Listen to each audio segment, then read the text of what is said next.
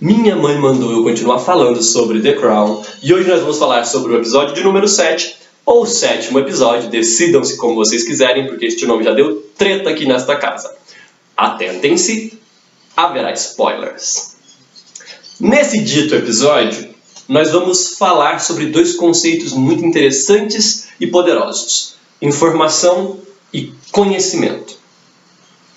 Todas as tramas deste episódio vão perpassar em algum momento por um destes dois temas, e isso torna o episódio um dos meus episódios prediletos. Na verdade, meu predileto é o próximo, é o episódio número 8.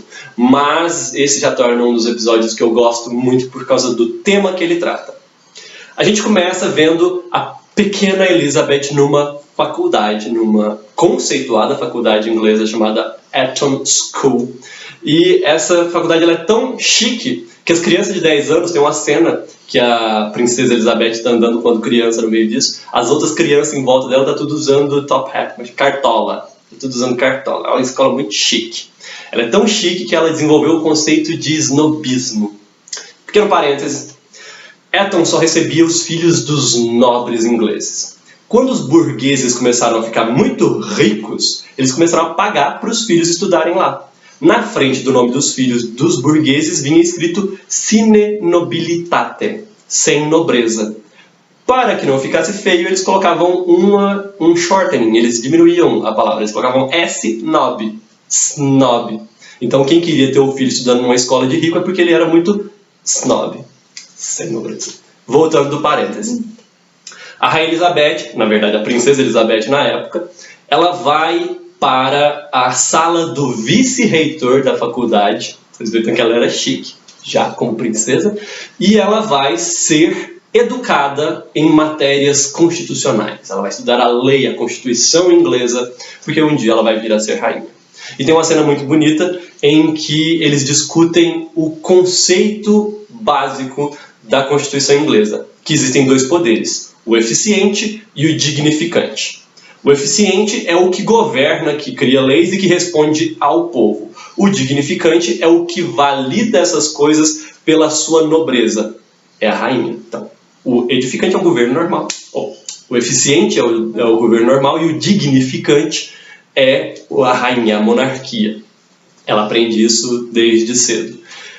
E aí, quando ela pergunta para o vice-reitor se as outras crianças também estudavam aquilo, ele diz que não, que ele ensinava coisas bestas para elas, como matemática, literatura, filosofia, e isso era muito sem dignidade, por isso ela não aprendia. A gente vai discorrer agora sobre toda uma discussão que a Rainha Elizabeth vai perceber que ela não tem cultura, ela não sabe nada, ela é só rainha, ela é uma figura. E isso é muito interessante. Depois eu vou explicar por quê, mais pra frente um pouquinho. Primeiro tem uma cena em que a mãe dela, a rainha mãe, está lendo o jornal e ela fala que o Einstein mudou de... Nossa, que palavra de... Trava-língua! O Einstein mudou de ideia. Vamos brincar de trava-língua? O Einstein mudou de ideia. O Einstein mudou de ideia. O Einstein mudou de ideia. E aí é um jogo de cena muito bonitinho, porque a rainha mãe diz: parece que o senhor Einstein mudou de ideia. E a Elizabeth pergunta assim: quem? E a mãe dela responde: o Einstein, o cientista. Aí a Elizabeth torna: eu sei quem é, eu só não sei sobre o que ele mudou de ideia. E a mãe fala: eu também não entendi isso muito bem, mas parece que está havendo uma bagunça por causa disso. Então nenhuma das duas sabia nada do que estava acontecendo ali, mas é uma cena fulcral, é uma cena que tem um ponto nevrálgico. Eu estou tentando arrumar uma palavra mais simples, só que não está saindo. É uma cena importante, é uma cena importante para a gente entender o discorrer da trama que envolve a Rainha Elizabeth. Qual que era o próximo ponto? Sucessão do trono. A segunda trama. Essa primeira trama mostra a Elizabeth sem conhecimento. Ela não tem conhecimento das coisas. A segunda trama vai falar sobre o Tommy, o secretário particular da rainha, que foi secretário particular do pai dela, que foi secretário particular do tio dela, que foi secretário particular do avô dela, foi secretário particular de todo mundo que passou naquela desgrama ali. 33 anos ele trabalhou lá. I served 4 kings. Ele fala isso. Eu servi 4 reis. Ele vai ter que se aposentar e vai ser substituído. É uma cena... Eu amo o Tommy. Eu amo o Tommy. Quando eu assisti a série pela primeira vez, eu odiava o Tommy, porque o Tommy é muito mal. Não, o Tommy é correto. Ele faz com que a Elizabeth tome as decisões corretas. E isso é muito bonito.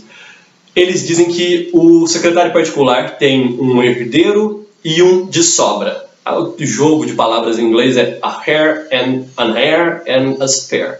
Tem um joguinho de palavras em inglês, mas em português é mais ou menos isso. Tem um secretário particular que é o herdeiro natural do Tommy, não é filho dele, só porque é herdeiro do cargo.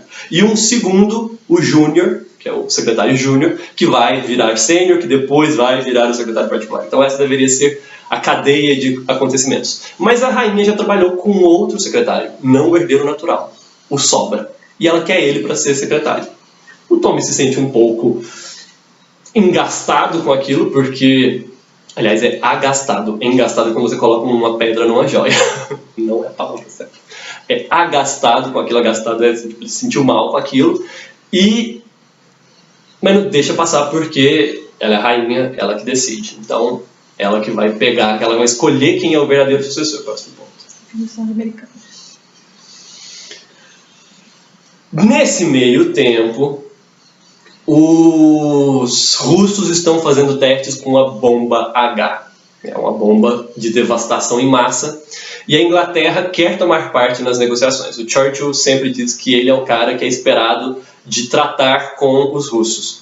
Aliás, é uma cena muito... O John Lithgow está perfeito nessa série como Churchill. Então, assim, qualquer cena dele é muito boa de se ver. Mas nessa cena em que a rainha e eles estão conversando sobre os problemas diplomáticos, tem coisas muito bonitinhas sobre essa questão de informação. Então, eles tiveram a informação novamente. O Churchill teve a informação de que os russos estão fazendo esse teste e ele tem o conhecimento para poder atuar com os russos, porque antigamente o Stalin só ouvia ele.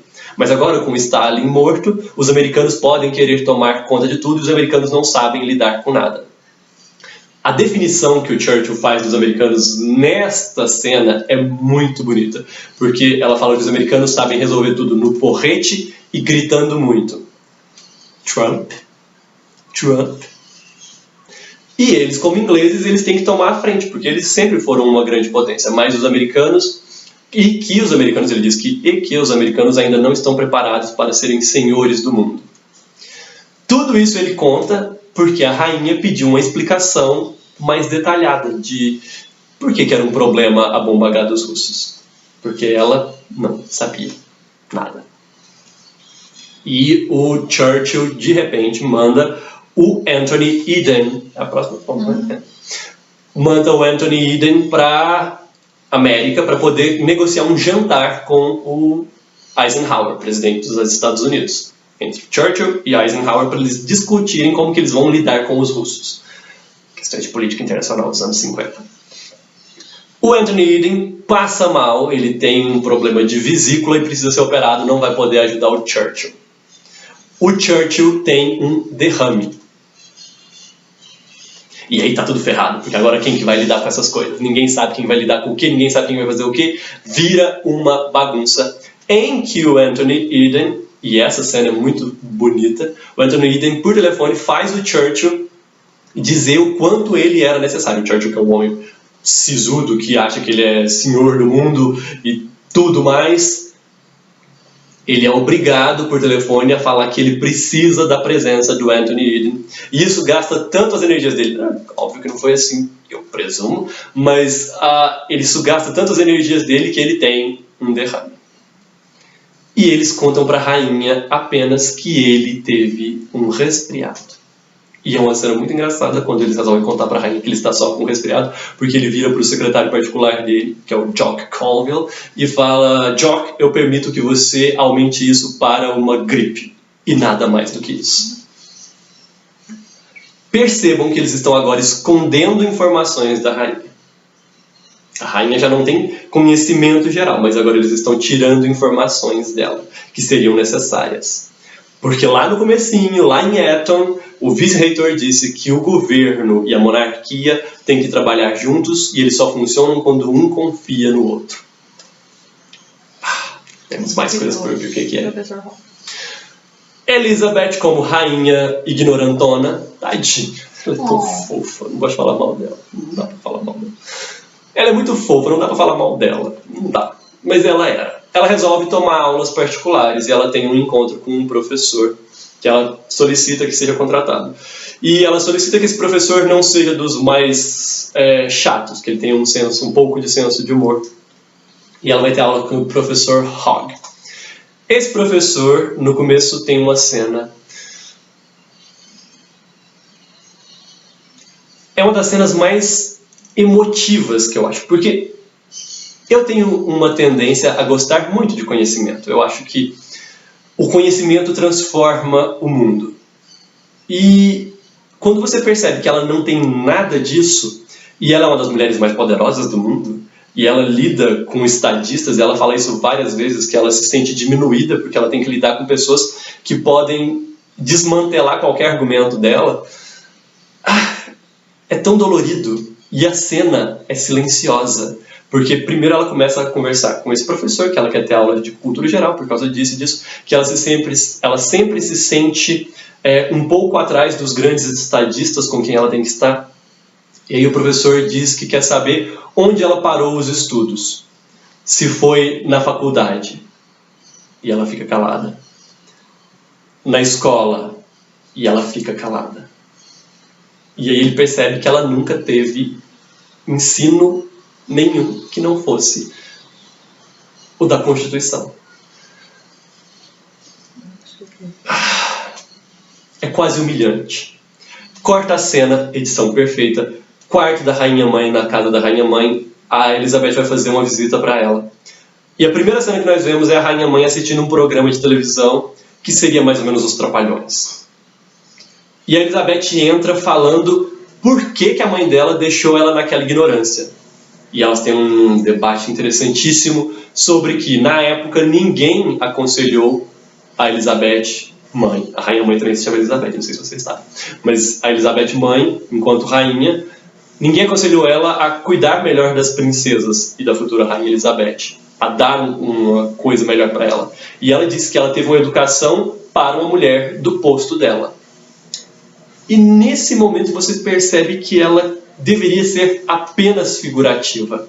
Principalmente por algumas frases aqui e acolá que são soltadas no diálogo. Tipo, a mãe dela diz que ela sabe muito bem quando ficar calada. E a mãe dela diz que não se deve forçar o que não é natural. E a mãe dela diz que ela não deve se preocupar tanto com esse tipo de coisas. E a Elizabeth é quebrada ao meio. Principalmente quando a mãe dela diz que ela própria, Elizabeth, não está fazendo nada melhor pelos filhos. Parênteses histórico, Príncipe Charles é formado. Ele foi a uma universidade. Ele é um dos 5 membros da família britânica que tiveram educação formal. 5 membros da família britânica que tiveram educação formal. Fecha parênteses. A rainha, então, volta para casa. Eu não sei qual é o próximo ponto. Aniversário. Neste meio tempo, a rainha convidou o Martin, que é o secretário júnior, para ser secretário dela, e ele passa essa informação para a esposa. A esposa pede que ele corte, ele vai mostrar os futuros aposentos dele, tem uma árvore na frente de uma janela, a esposa pede que eles cortem as árvores, ele vai solicitar que se tose,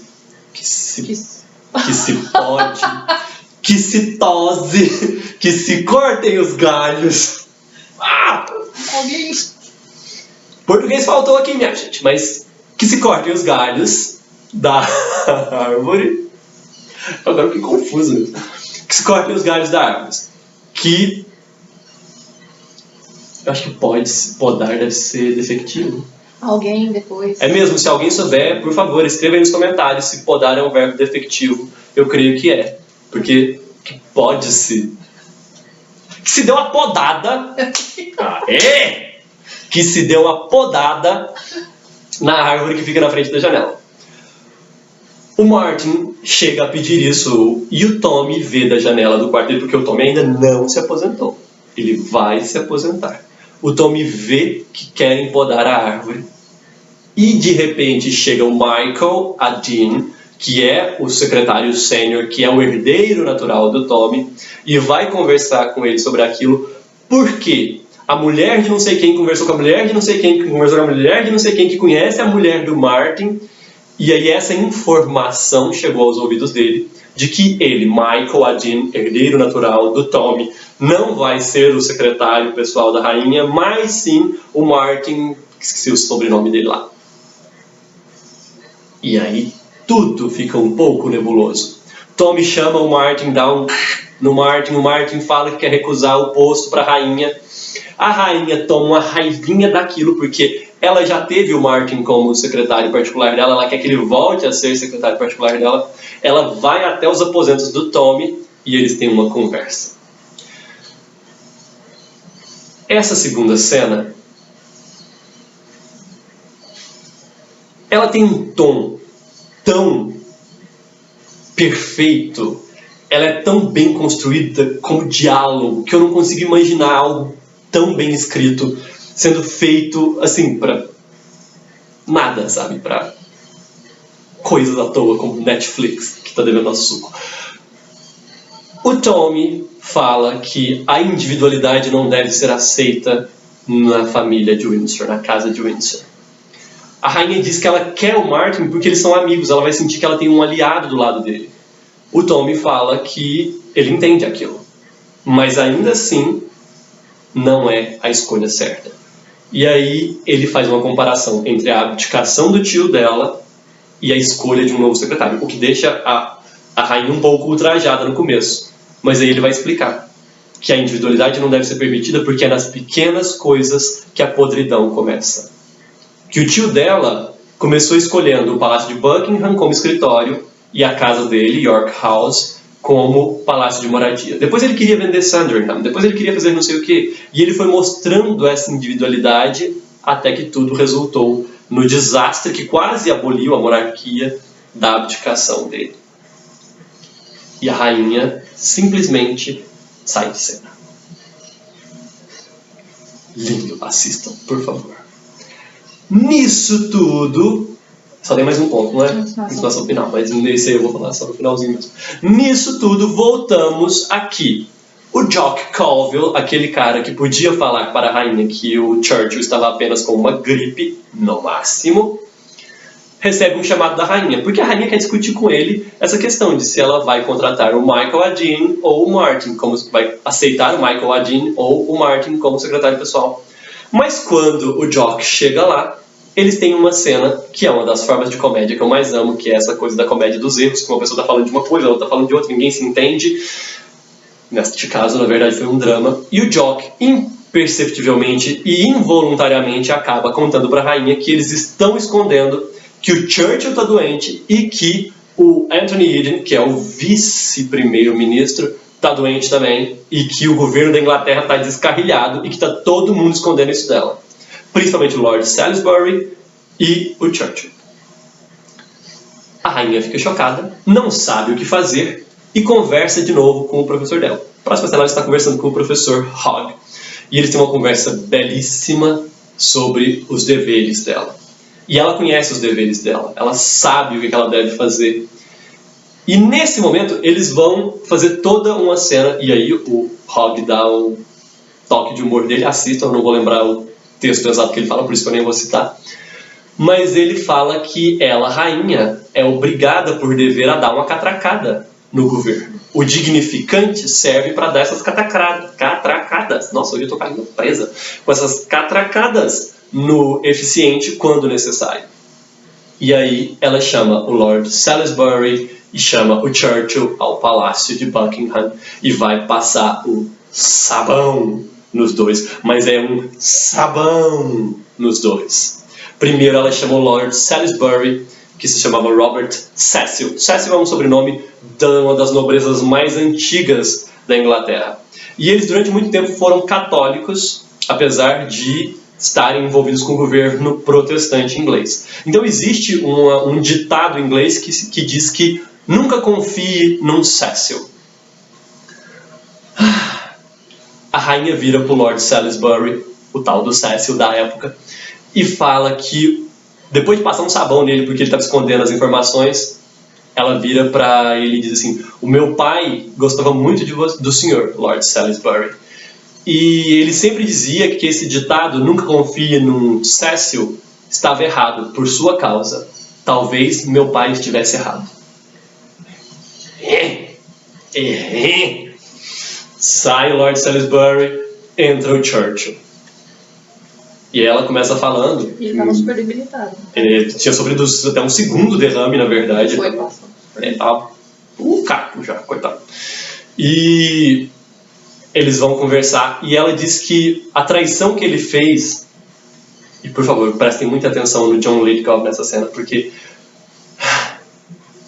a traição que ele fez não foi só as duas instituições que eles representam, mas também a relação pessoal dos dois. E aí ele desmorona nessa cena. Ele desmorona nessa cena. E é lindo ver ela passar esse sabão e eles desmoronando o povo, tudo que ela achava que tinha mais conhecimento e informação que ela, porque ela, na verdade, tinha a informação e o conhecimento necessários. E a cena é linda, linda, linda, linda, linda, linda, linda. Duas coisas que eu vou falar. Durante esse episódio existe uma sequência onde eles vão dar um banquete no Palácio de Buckingham para o Eisenhower. Assistam que vocês vão entender todo o contexto. Mas vejam a voluptuosidade com que é filmada toda a sequência em que o banquete vai ser montado. É gostoso de assistir. É gostoso de assistir.